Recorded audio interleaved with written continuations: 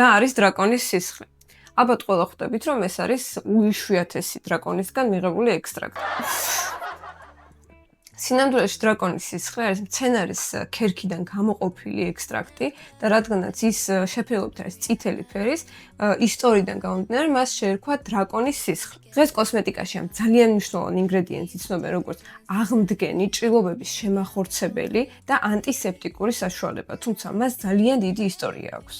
იმის დამიუხედავად, რომ ძველ ბაბილონელებს და ბერძნებს არ ქონდათ იმის საშუალება, რომ იმ დროს ჩაეტარებინათ სამეცნიერო კვლევები, მაინც ძალიან დიდი პოპულარობის სარგებლობდა ეს კონკრეტული აქტივი და ძალიან ხშირად გამოიყენებოდა სამკურნალო რიტუალებში. მათ შორის ინკების ტომებიც იყენებდნენ პირდაპირ სახით ამ წითელ ნივთიერებას და ჭრილობაზე როგორც ანტისეპტიკური საშუალება ხდებოდა მისი დატანება.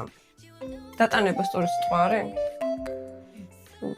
ძალიან საინტერესო, რომ შუა საუკუნეების ევროპაშიც ეს ნივთიერება შემოვიდა არა მხოლოდ როგორც სამკურნალო საშუალება, არამედ მას იყენებდნენ როგორც საღებავს, უმატებდნენ არა მარტო კოსმეტიკას, არამედ მაგალითად ქსოვილის შესაღებად იყენებდნენ და დღესაც სხვათა შორის როგორც ბუნებრივი, ასე ვთქვათ, საღებავი, იქნება ეს კრემები, შრატები, ტუჩის ბალმები თუ ნებისმიერი კოსმეტიკური ნაწარმი შეგიძლიათ გამოიყენოთ დრაკონის სისხლი როგორც ბუნებრივი საღებავი. დრაკონის სისხლის ბუნებრივ წარმოშობაზეც ვიტყვი, რა თქმა უნდა, ის მიიღება ძირითადად ორი მცენარისგან, ერთ-ერთი სახელწოდება კროტონ დეშხერი, არ მგონია რომ სწორად ვამბობ მის სახელს და მეორე არის დაემონოროფს დრაკო. იმედია ცოტა მაინც მიმომსგავსე მის ნამდვილ სახელს. თუმცა განსხვავება ამ ორ შორის არის იმაში, რომ პირველი რაც ვახსენე, ეს კროტონი გამოიყენება ძირითადად სამკურნალო დანიშნულებით და კოსმეტიკაში, ხოლო მეორე მცენარის ეს წითელი ფერის ექსტრაქტი გამოიყენება ძირითადად საღებავებში და უფრო სამრეწველო დანიშნულებით. დრაკონის სისხლი არ არის განსაკუთრებული მხოლოდ მისი ფერის გამო, ის შეიცავს ისეთ ნივთიერებებს, რომლებიც საოცარ თვისებებს ანიჭებენ მათ და მართლაც რომ რაღაც მაგიური დანიშნულების ხდება უკვე ეს ინგრედიენტი. დრაკონის სისხლში აღმოჩენილია ფლავონოიდები, ფენოლური ნაერთები, ალკალოიდები და რაც ყველაზე მნიშვნელოვანია, მისი ყველაზე აქტიური კომპონენტი არის დრაკორჰოდინი, ესეთი არის მისი ლათინური სახელწოდება და კვლევების მიხედვით ზუსტად ეს ნივთიერებაა პასუხისმგებელი შეხორცების პროცესზე და ძალიან ბევრი კვლევა არის ჩატარებული, რასაც აუცილებლად ვიდეოს ქვემოთ დავლიკავ და თვითონ შეგიძლიათ რომ შეამოწმოთ.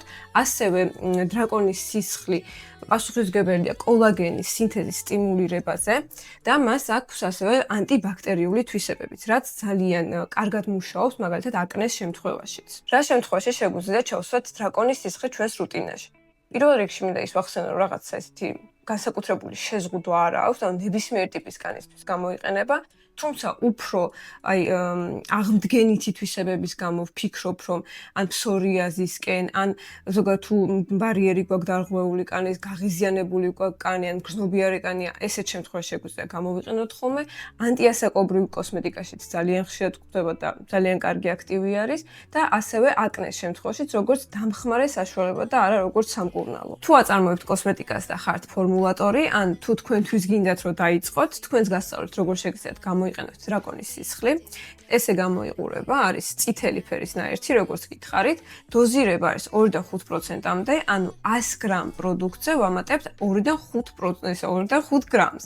ეს მთლიანად დამოკიდებულია უკვე ჩვენს ინდივიდუალურ პრეფერენციაზე. გვინდა რომ უფრო სუსტი ეფექტი ქონდეს, თუ უფრო ძლიერი, მაგალითად 5 გრამის დამატების შემთხვევაში, რა თქმა უნდა, უფრო ძლიერი ეფექტი იქნება. დრაკონის სისხლი ძალიან კარგად მუშაობს სხვა აქტივებთან სინთეზში, ვიტამინებთან, ჰიალურონის მჟავასთან, პეპტიდებთან, ალოეს გელთან მაგალითად, თუმცა ძალიან ძლიერ მჟავებთან არ ვიყენებთ, რადგანაც ამის pH-ი არის განსხვავებული და მჟავებს, რა თქმა უნდა, განსხვავებული pH-ი ჭირდებათ. pH სტაბილურობა ახასიათებს 4-დან 7-მდე, ანუ ცად ძალიან მჟავე გარემოში და ძალიან ტუტე გარემოში არ იმუშავებს, ანუ ან დაგვეშლება, ან უბრალოდ დეაქტივაცია მოხდება. როდესაც ფორმულაში ხმარობთ დრაკონის სისხლს, რა თქმა უნდა, ნებისმიერ შემთხვევაში უნდა დავუმატოთ კონსერვანტი, ანუ დრაკონის სისხლი იმის და მიუხედავად, რომ აქვს ანტიბაქტერიული თვისებები, არ გულისხმობს იმას, რომ თქვენ ფორმულას დაიცავს და იქ არ გამრავლდება ან ბაქტერია, ან სოკო, ან საფუარი და ასე შემდეგ. ანუ კონსერვანტი არის აუცილებელი ნაწილი. მისი დამატება შეგიძლიათ ნებისმიერ თქვენს წარმოებულ კოსმეტიკაში, ანუ ის იხსნება წყალში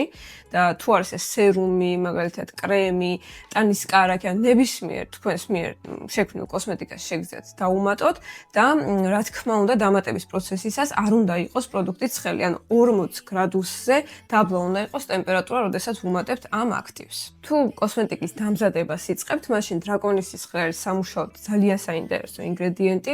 ის შეგიძლიათ შეურიოთ სხვა დამამშვიდებელ აქტივებთან, მაგალითად ჰიალურონის მჟავასთან, პანთენოლთან, ბისაბალოლთან და სხვა მსგავსი ტიპის აქტივებთან და მიიღებთ არამხოლოდ ინოვაციურ პროდუქტს, რომელიც ბაზარზე ძალიან კარგად გამოჩნდება, არამედ მართლა ისეთ პროდუქტს მიიღებთ, რომელიც არის კვლევებით გამყარებული და მუშაობს. დამწყებებისთვის აუცილებლად გადავიღებ ერთ ფორმულას, რომელიც ითვალისწინებს დრაკონის სისხლის გამოყენებას და თქვენ შეგიძლიათ სცადოთ, ძალიან საინტერესო პროცესია კოსმეტიკის შექმნა და ამ ვიდეოს ბოლოს იქნება ლინკი და აუცილებლად გადადიცით და ნახეთ.